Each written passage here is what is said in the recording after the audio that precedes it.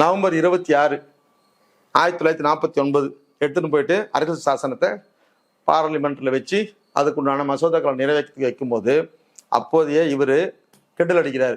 அம்பேத்கர் வந்து எங்களுடைய நேரத்தை வீணடிக்காதீங்க, கேள்வி கேட்குறவங்க படிச்சுட்டு வாங்க, படிச்சுட்டு வந்து நீங்கள் எந்த கேள்வி கேட்டாலும் நாங்கள் உங்களுக்கு சொல்ல தயார்னு ஒற்றையாலாம் நிற்கிறார். ஆனால் அப்போதைய அமித்ஷா சர்தார் வல்லபாய் பட்டேல் என்ன பண்ணுறாரு, உங்களுக்கு நேரத்தை வீணடிக்கிற மாதிரி இருந்ததுன்னா நீங்கள் எழுதின அரசியல் சாசனத்தை எடுத்துன்னு போய் கடலில் போட்டுருங்கன்றார்.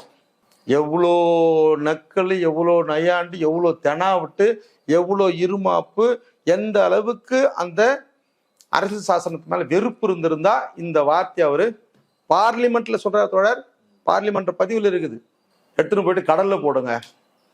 அப்போ அம்பேத்கர் பார்த்து சொல்கிறார், என் பூட்ஸ் கால் உன் கன்னத்துக்கு வர்றதுக்குள்ள உக்காரன்றார்.